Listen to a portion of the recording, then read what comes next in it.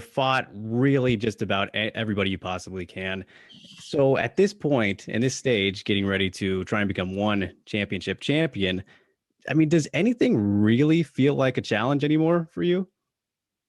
I believe everything's a challenge. I mean, being 34 years old, be doing this for a very long time, getting the daily grind in and out of the gym, and taking on an athlete like Adrian Moraes is not easy, right? It's a challenge.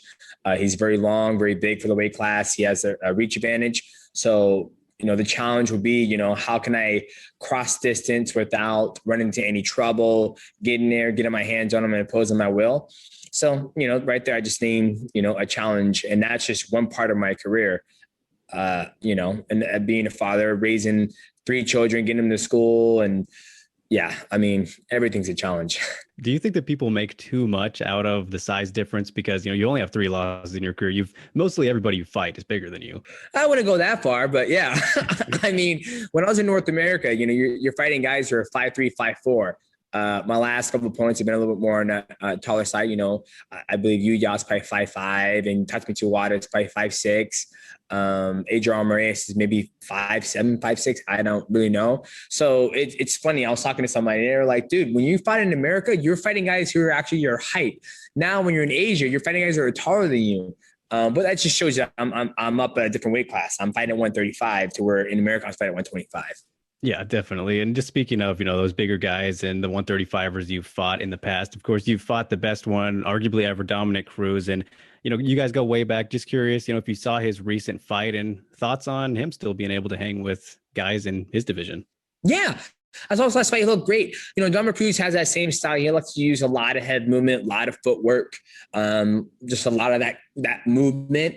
Yeah, he looked great. I'm happy that Dominic Cruz is still able to compete, make money, and be healthy. At the end of the day, we're all athletes. We have a short window of opportunity to make as much money as possible. And he's had a very successful career as an analyst, and I'm happy for him. Absolutely. And, just curious, what did you think of the Monster thoughts? If you have any comments or thoughts on his call out. Yeah, I think that's a personal thing between him and Hans. And obviously that's his opinion. And, I know Monster, they're a great company. They pay very well to their athletes. They take care of their athletes. And it's not just mixed martial arts athletes. They take care of all types of athletes, motocross, photographers, videographers. So, I'm sure that Hans and Dominic Cruz will square out that beef. And, I understand where he's coming from, right? As athletes, like I said, we do this to make a living. And when a sponsor comes in a way of you getting a paycheck, you're going to have, ill will towards that person. So, he's letting everybody know, like, dude, like, that's not okay what you're doing. Next question will be from Jude Briosis of Overtime Heroics MMA. The whole world knows you're a fantastic martial artist, probably the most complete and well-rounded of all time. But I believe one's strongest critic is himself. And we certainly couldn't find any areas where you need to improve. But what aspect in mixed martial arts do you personally think that you still need to work on? I think everything. I believe there's always something you can work on when it comes to mixed martial arts. Like competing and training in the gym are 2 different things. So for me, I still haven't got to the point where I like to let my hands go a little bit more. But you're playing with such fine windows of opportunity. Well, on the feet, ground, it's a little bit different. You can feel it, and you can feel your opponent's energy and the weight, how they transfer. On the feet, you're playing with just windows of openings, and I haven't been able to utilize those openings that I see. Being hailed as one of the greatest of all time, and I personally think that you are. Does the fear of losing ever get to you? Like, does it ever bother you once you finally step into the octagon? Nope. He said, step into the octagon. I'm stepping in that thing ever again, dog. No. So for me, it's not about losing. It's about performances, right? Like my last loss against, Henry Cejudo was probably one of my best performances. And my stock even ran up even higher because each time I go out there and fight, I go out there and compete. I'm not worried about losing. Like losing is part of the game. I've lost before and nothing's ever changed. I've gone out there and won fights and, nothing's ever changed. So for me, when people give me that hail of the greatest of all time or the pound GOAT, that's their opinion. For me, I know I'm a hard worker. I know I'm one of the best to ever do it, especially in the flyweight division. And I'm just going to keep on training hard. So I'm not worried about losing. Next question here from Conan Altatis of Conan Daily. Are you willing to use your platform to share your thoughts about current social issues, especially in the US, or would you rather stay out of it and, focus on MMA? I focus on MMA, and when I use my social media platform is for my use only. I believe everybody's political beliefs and what they believe in is for their own place to share. But, I don't, I'm pretty transparent about my beliefs, but I don't think it's a place for me to share. If somebody asks me what I think, then I'll give it to them. But I can say one wrong move. I can say one wrong thing, and next thing you know, I can't believe he thinks that, blah, blah, blah, blah, blah. It's like, for example, I have a German Shepherd, and the trainer came over there, and she goes, now when your dog pees in the house, make sure you don't, stuff his nose in it and whack him. I was like, nah, dog, I'm old school. Like, she pissed on the ground. I'm grabbing her by the scruff. I'm shoving her face in the urine, and I'm saying, don't do that. And I'm smacking her, and I'm tearing her to get on the couch. If you have a problem with that, then you can leave the house. But I'm old school. So people are going to have political beliefs. They're going to call PETA on me. And I'm like, well, if it's my dog, I don't tell you how to raise your dog. So that's why I kind of just, when it comes to political beliefs, I keep it to myself. Second is, do you think fighting in your home country will work for your advantage? Well, I'm not in my home country. So, but when I have fought in my home country. I'm fighting in the U.S. No, you mean, am I fighting in the U.S. time zone? I'm not fighting in the U.S. Yes, I'm fighting in the U.S. time zone. So do I think it's going to be to my advantage? Right. I think it's going to help me better instead of trying to acclimate to Singapore time zone. Yeah, Adriano is considered the underdog, but what do you think is his greatest strength that you have to watch out for?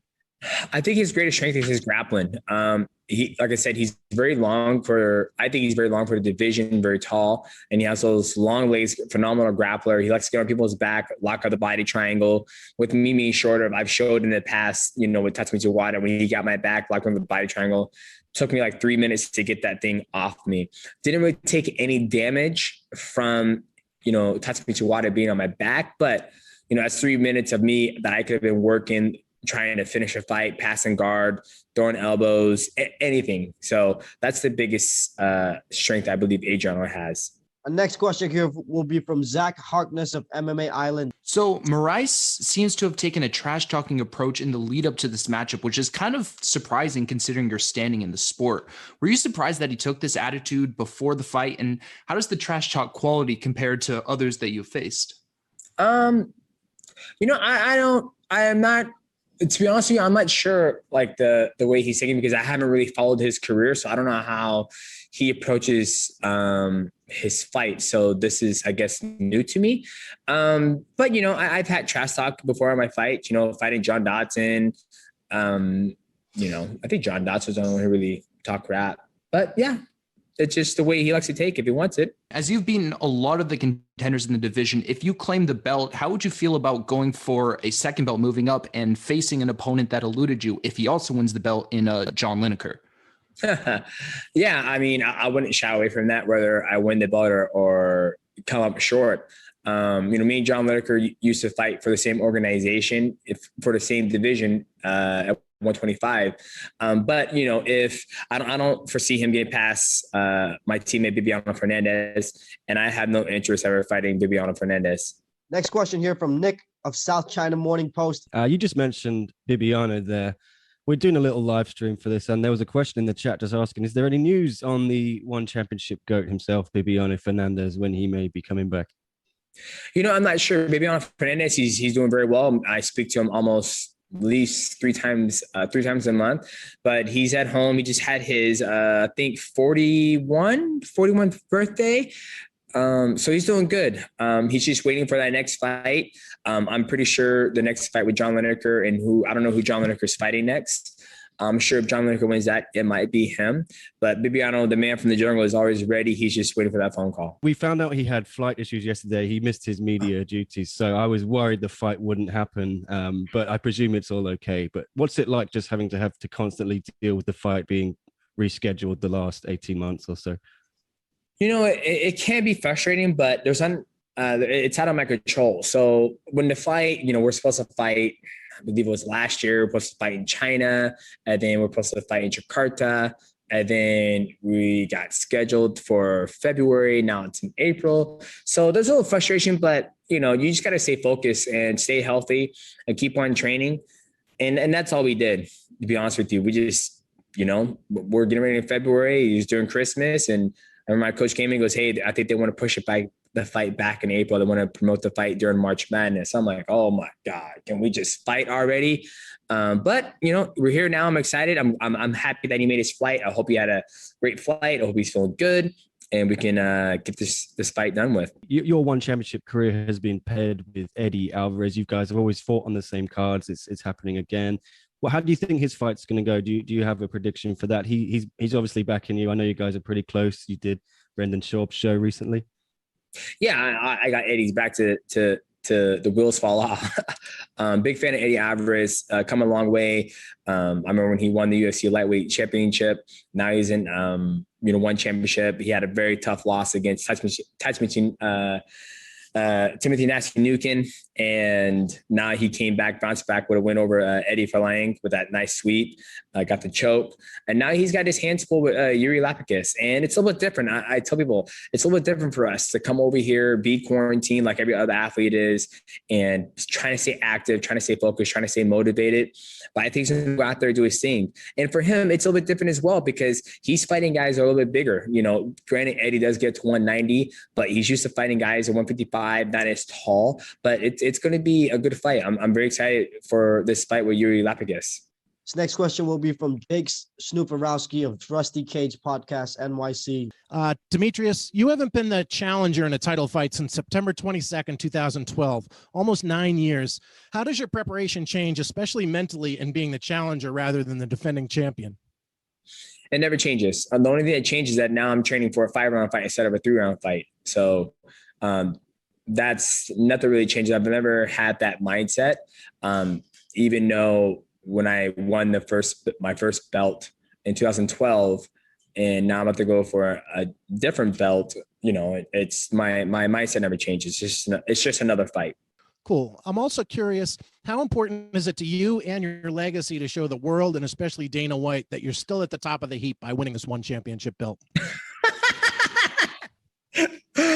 I mean, it's not important at all I know, and I think the world knows where my skill set is.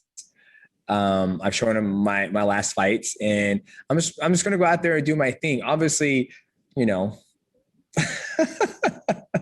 I'm not worried about showing anything to Dana White. This next question here will be from Jay Anderson of Cage Side Press. Hey, DJ, welcome back. Thanks very much for the time tonight. A couple of things. First of all, I just wanted to ask you about Adriano Moraes because, he's not a household name to Western fans. He might be kind of overlooked by the MMA community here, but in your estimation, in terms of the challenges that you faced, I know the next fight's always the biggest, the next guy's always the toughest, but where do you kind of rank him among the opponents you've taken on? Yeah, he's up there. He's my next biggest fight. He's my next challenge. So, and I think the reason why, potentially he's not a household name is that he hasn't done any work in the U.S. soil, right? I believe the only reason my name is big in the U.S. soil and in Asia as well is for what I've done on American soil and how I've gone about my career. I don't skate by in my fights. I'm always looking for the finish. And I think that's what kind of elevated my name essentially. And the other one I wanted to ask is, you've had a couple of almost gleeful reactions tonight when you've been asked about your former employer. And I'm just wondering, when you talk about never having to step in the octagon again, do you feel free or rejuvenated having made this move? Do you feel like you're kind of free of the past in a way?